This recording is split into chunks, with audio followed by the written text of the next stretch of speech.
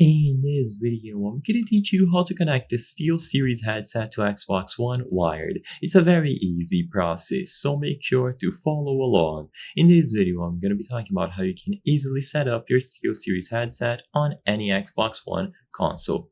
So regardless of the Xbox One console model that you have, you will be able to connect it. Something that I need to make very clear is that not all SteelSeries headsets will be compatible with this. Sometimes you might have a wired one, and even though you can't plug it into the Xbox, there's no guarantee that it is going to work. But you are welcome to try, so follow along with these steps and you will be able to determine if your particular SteelSeries headset model is compatible.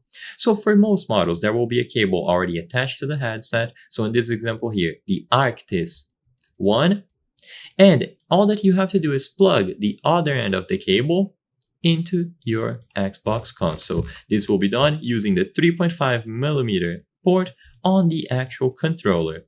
And by doing this, the headset will be fully functional, including a microphone if it has one attached to it.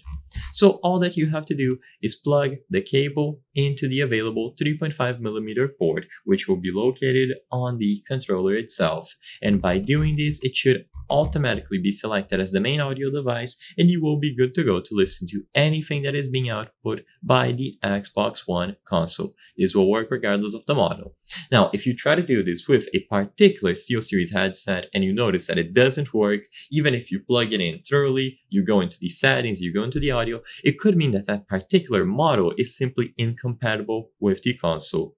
In that case, there isn't much that you can do. Only specific models will work with Xbox consoles because they have to be verified by Microsoft, so follow these steps and see if it works. If it doesn't, then sadly you will need to change headsets. So I hope I was able to help you.